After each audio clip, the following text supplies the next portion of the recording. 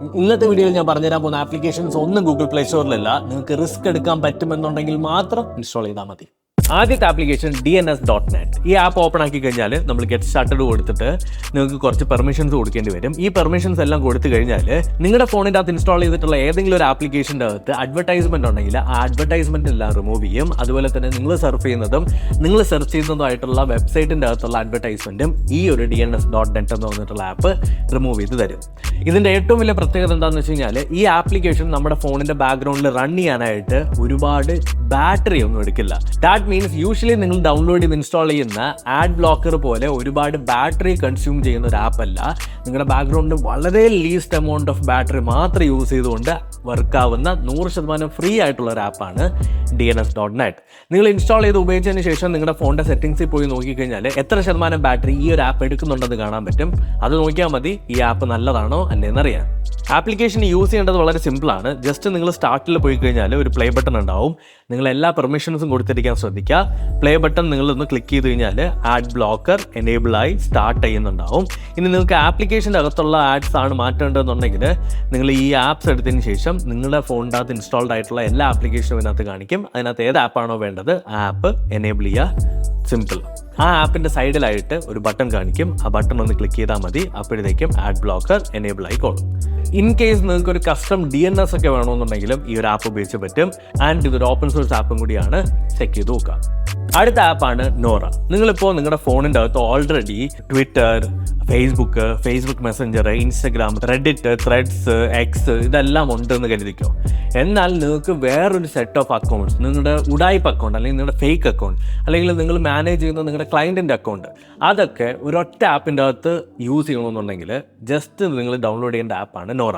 ഈ നോറ എന്ന app open ആക്കി കഴിഞ്ഞാൽ ഏറ്റവും ടോപ്പ് ലെഫ്റ്റ് കോർണറിലായിട്ടൊരു സിമ്പിൾ കാണാൻ പറ്റും. അത് ക്ലിക്ക് ചെയ്ത് കഴിഞ്ഞാൽ നിങ്ങൾക്ക് facebook messenger, instagram, reddit, threads, VK, X ഇങ്ങനെയുള്ള എല്ലാ സോഷ്യൽ മീഡിയ പ്ലാറ്റ്ഫോംസും ഒരൊറ്റ ആപ്പിൻ്റെ അകത്ത് കിട്ടും. നിങ്ങൾക്ക് ഈസി ആയിട്ട് സ്വിച്ച് ചെയ്യാനായിട്ട് പറ്റും.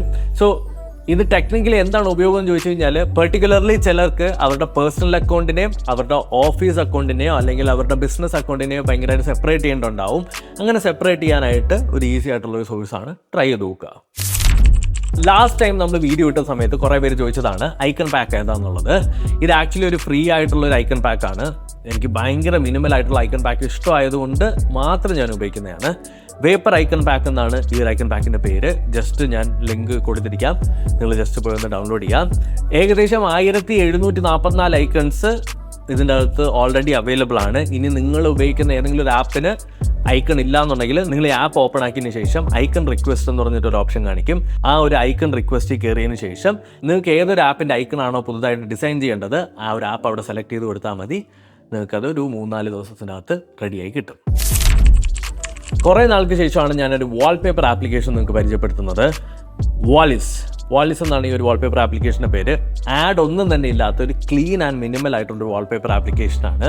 നിങ്ങൾ ഏറ്റവും ലെഫ്റ്റ് സൈഡിൽ പോയി കഴിഞ്ഞാൽ നിങ്ങൾക്ക് കുറേ കാറ്റഗറീസ് കിട്ടും. Typography, AMOLED, പിക്ടോഗ്രാം, nature, gradients, artistic, animal. ഇതിനകത്ത് നിങ്ങൾക്ക് ഫേവറേറ്റ് ആയിട്ടുള്ള കാറ്റഗറി ഏതാണോ ആ കാറ്റഗറി സെലക്ട് ചെയ്യുക. എന്നിട്ട് വാൾപേപ്പർ ഒന്നിൽ നിങ്ങൾക്ക് ഡൗൺലോഡ് ചെയ്യാം, അല്ലെങ്കിൽ നിങ്ങൾക്ക് അപ്ലൈ ചെയ്യാം. നിങ്ങൾക്ക് ഒരു ക്വാളിറ്റി ഉള്ള വാൾപേപ്പേഴ്സ് ആണ് വേണ്ടതെന്നുണ്ടെങ്കിൽ വാൾപി എന്ന് പറഞ്ഞിട്ടൊരു ആപ്പുണ്ട്. അതും ഞാൻ ഡിസ്ക്രിപ്ഷനിൽ കൊടുത്തിരിക്കാം. ചെക്ക് ചെയ്ത് നോക്കാം. ഫൈനലായിട്ടുള്ള എന്നാൽ ഇൻട്രസ്റ്റിംഗ് ആയിട്ടുള്ള നമ്മുടെ ആപ്പാണ് PrivacyScanner. ഈ ഒരു ആപ്പ് ഭയങ്കര ഇമ്പോർട്ടൻ്റ് ആണ്.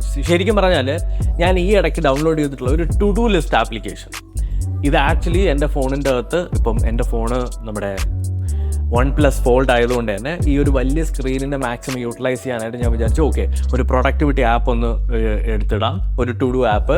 അപ്പോൾ എനിക്ക് എല്ലാ ദിവസവും ടു ഡൂസ് എല്ലാം അതിനകത്ത് ആഡ് ചെയ്യാമല്ലോ എന്ന് കരുതിയിട്ട്. പക്ഷേ അൺഫോർച്ചുനേറ്റ്ലി നമ്മുടെ PrivacyScanner എന്ന ആപ്പ് ഡൗൺലോഡ് ചെയ്തതിന് ശേഷം എൻ്റെ ഫോണിൻ്റെ അകത്ത് ഓൾറെഡി ഇൻസ്റ്റാൾഡ് ആയിട്ടുള്ള പല ആപ്ലിക്കേഷൻസും സ്കാൻ ചെയ്തപ്പോൾ വളരെ അൺയൂഷ്വൽ ആയിട്ടുള്ള ഒരു പെർമിഷൻ ഈ ഒരു ടു ഡു ആപ്പ് എടുത്തിരിക്കുന്നതായിട്ട് കാണാൻ പറ്റി. ഒന്നാമത്തത് ക്യാമറ ആക്സസ്, രണ്ടാമത്തത് ലൊക്കേഷൻ ആക്സസ്, മൂന്നാമത്തത് എൻ്റെ സ്റ്റോറേജ് ആക്സസ്. സോ ഇതെനിക്ക് കണ്ടുപിടിക്കാൻ ഈ ഒരു ടു ഡു ആപ്പ് കുറച്ച് സസ്പീഷ്യസ് ആണ് എന്ന് എനിക്ക് കണ്ടുപിടിച്ച് തന്നത് ഈ പ്രൈവസി സ്കാനർ എന്ന ആപ്പാണ്. ഈ ആപ്പ് ഡൗൺലോഡ് ചെയ്തതിന് ശേഷം ഇൻസ്റ്റാൾ ചെയ്യുക. എന്നിട്ട് നിങ്ങൾ ആപ്പ് ഓപ്പൺ ആക്കി കഴിഞ്ഞാൽ open a website or scan apps എന്ന് പറഞ്ഞ് കാണും. നിങ്ങൾക്ക് എന്തെങ്കിലും സസ്പീഷ്യസ് ആയിട്ടുള്ള ഒരു വെബ്സൈറ്റ് ആണ് സ്കാൻ ചെയ്യേണ്ടതെന്നുണ്ടെങ്കിൽ ആ വെബ്സൈറ്റിൻ്റെ ലിങ്ക് കോപ്പി ചെയ്തതിന് ശേഷം ഇവിടെ പേസ്റ്റ് ചെയ്താൽ മതി. അല്ല നിങ്ങൾക്ക് നിങ്ങളുടെ ഫോണിൻ്റെ അകത്ത് ഇൻസ്റ്റാൾ ചെയ്തിട്ടുള്ള ആപ്ലിക്കേഷൻസ് ആണ് സസ്പീഷ്യസ് എന്നുണ്ടെങ്കിൽ ജസ്റ്റ് സ്കാൻ ആപ്പ് കൊടുക്കുക. സ്കാൻ ആപ്പ് കൊടുക്കുന്ന സമയത്ത് ഏതൊക്കെ ആപ്ലിക്കേഷൻസ് ആണോ ആവശ്യമില്ലാത്ത പെർമിഷൻസ് എടുത്തിട്ടുള്ളത് അതെല്ലാം നിങ്ങൾക്ക് ലിസ്റ്റ് ചെയ്ത് കാണിക്കും. അതിൻ്റെ ഏറ്റവും ആദ്യം തന്നെ റെഡ് കളറിൽ ഹൈ റിസ്ക് ആണോ ലോ റിസ്ക് ആണോ എന്നുള്ളത് എഴുതിയിട്ടുണ്ടാവും. ഇപ്പോൾ നോക്കിക്കഴിഞ്ഞാൽ 365 ക്യാം എന്ന് പറഞ്ഞിട്ടുള്ളൊരു ആപ്പ് എൻ്റെ ഹൈ റിസ്കിലാണ് കിടക്കുന്നത്. കാരണം ഇതിൻ്റെ അകത്ത് കുറച്ച് ആവശ്യമില്ലാത്ത ആക്സസുകൾ ചോദിച്ചിട്ടുണ്ട്.